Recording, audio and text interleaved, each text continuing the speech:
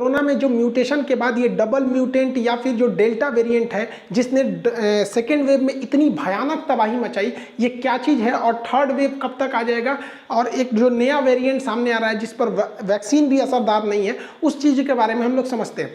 देखिए, कोरोना जो है वो निकला था तो चीन के वुहान शहर से, लेकिन जैसे जैसे ये पूरे देश में फैलता गया, इसमें कई सारे चेंजिंग आते गए। जैसे अगर आज से 200 साल पहले देखिएगा तो हम लोग के जो परदादा वगैरह थे उनका कई सारे ऐसे वंश बढ़ते गए, तो उसी में हम लोग के कई सारे पटीदार बन गए, जिसको हम लोग गोतिया बोलते हैं, लोग रिश्तेदार होते गए, तो सब एक दूसरे से हल्का हल्का मैच होते हैं, जैसे मतलब हल्का हल्का ही मैच करते हैं। उसी तरह वायरस में भी होता है, जितने ज़्यादा इनकी संख्या करोड़ों में जाएगी थोड़ा थोड़ा चेंजिंग आते रहेगा। तो हम लोग के पास अभी कई टाइप के कोरोना आ गए हैं, तो इन कोरोना के चेंजिंग को हम लोग कहते हैं म्यूटेशन या अलग अलग वेरिएंट कहते हैं। जब शुरुआत हुआ था तो उसे केवल सिंगल कोरोना कहा गया था, वुहान से जो आया था चाइना के, अभी तो पूरी दुनिया में पहुंच गया।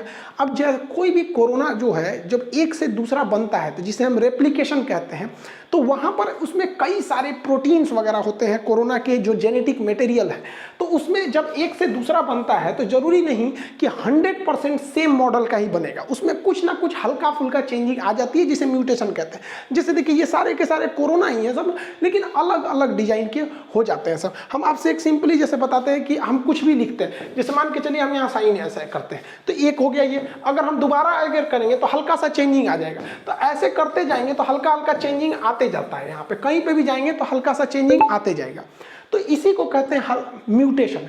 लेकिन कभी कभी क्या होता है कि कुछ चेंजिंग बिल्कुल अलग हो जाती है, तो उससे खतरा अलग हो जाता है। तो वैसे ही कोरोना करोड़ों की संख्या में, तो कुछ ऐसे चेंज है जो हमको खतरा नहीं पहुंचाते, लेकिन कुछ ऐसे भी चेंजेज आए हैं जो हमें खतरा पहुंचा देते हैं, तो जो कंसर्न का विषय बन जाता है। तो ऐसे ही कोरोना में से लाखों वेरिएंट निकले हैं, उसके कई वेरिएंट निकले हैं, तो जिस वेरिएंट से खतरा नहीं रहता है उस वेरिएंट को हम लोग ध्यान से नहीं देते हैं।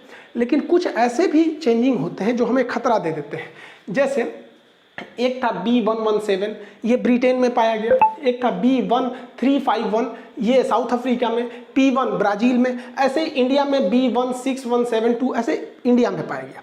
अब ये जो B1 P1 ये सब देख रहे हैं, ये जेनेटिक कोड होता है, इसकी एक अलग ब्रांच ही है, काफ़ी जटिल ये चीज़ होता है, जेनेटिक कोड को डिसाइड करना, उस हिसाब से ये नाम दिया जाता है। लेकिन यहाँ एक समस्या हो गया, किसी को ये नाम बोलने में बड़ा दिक्कत होता था। अब B117 बोलने से अच्छा वो कहता था कि ब्रिटेन वाला कोरोना है ये, अब भारत वाला क्या B16172, अब ये बोलने से ज़्यादा था वो कहता था इंडियन कोरोना है, भाई भारत वाला वेरिएंट है, ब्राज़ील वाला। अब इन देशों को हो गया ऐतराज, अब हम लोग सारे लोग, इसमें भारत भी था, चले गए WHO के पास। WHO के जो चीफ है टेड्रोस, इन्होंने पास शिकायत किया गया कि भैया जो चीन से कोरोना निकला था वो तो सिंगल एक था, स्टार्टिंग था, तो उसके वेरिएंट नहीं थे, इसलिए उसे सिंपल कोरोना कहा गया, बट उसका भी जेनेटिक नाम था G614। तो इसे लोगों ने कहा G614, या तो कह दिया कोरोना। लेकिन जब कोरोना के वेरिएंट आए तो यहाँ पे देखिएगा इसमें चाइना का नाम नहीं लिया गया कहीं पे भी, उसे वुहान कोरोना या चाइना कोरोना नहीं कहा गया, लेकिन ये ब्रिटेन वाला कोरोना, ब्राजील वाला, ऐसा क्यों हो गया? तो इन्होंने एक रास्ता निकाला, कहा कि देखिए जो साइंटिफिक नेम है वो तो वही रहेगा B117, और एक्चुअली ये पाया गया था ब्रिटेन में, यूके में, तो लोगों को ये साइंटिफिक नाम बोलने से सहूलियत लगती थी, वो यूके बोल देते थे।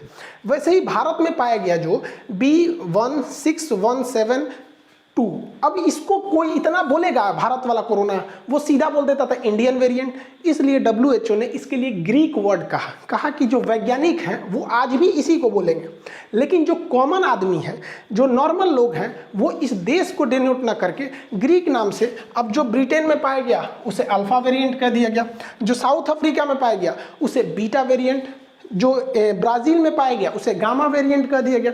उसी तरह इंडिया में दो वेरिएंट पाए गए थे, हल्का सा चेंजिंग था, एक था B16172, एक B16171, तो एक का नाम रखा गया डेल्टा वेरिएंट, एक का नाम रखा गया कप्पा वेरिएंट। तो जिसमें सबसे ज़्यादा खतरनाक अगर कोई है तो वो डेल्टा वेरिएंट है। इसी ने भारत में सेकेंड वेव में इतनी तबाही मचाई, लाखों लोगों का जान ले गया।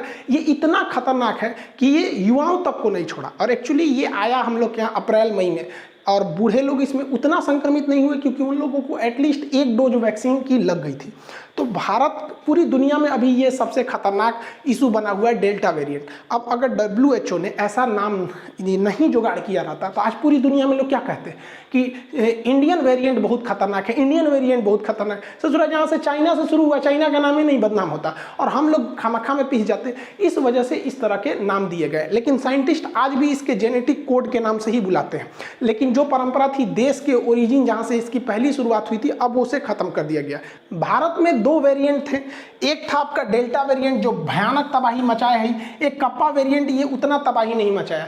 लेकिन अभी भारत में जीनोम सीक्वेंसिंग में एक और वेरिएंट पाया गया जिसका नाम है डेल्टा प्लस वेरिएंट।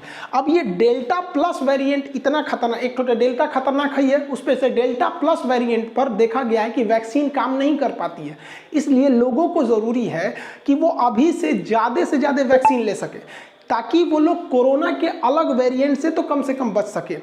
अगर वैक्सीन नहीं लेगा कोई, और सपोज कीजिए कि उसे कोई नॉर्मल सा ही कोरोना हुआ जिसमें बीटा टाइप का ही हो गया, ये नॉर्मल ही, ऐसा नहीं है कि ये केवल और केवल अफ्रीका में ही पाया जाएगा, हर जगह पाया जाता है, लेकिन ओरिजिन हुआ इसलिए कहते हैं। तो मान के चलिए कोई बीटा से संक्रमित हो गया, अब वो थोड़ा सा सीरियस है, हॉस्पिटल जाएगा तो बच जाएगा। और अगर उसे हॉस्पिटल लेके गया और हॉस्पिटल में कोई डेल्टा प्लस वाला मिल गया, डेल्टा वाला भी मिला तो कोई दिक्कत नहीं, डेल्टा प्लस वाला मिल गया तो सोच रहा उसको ईओ दे देगा।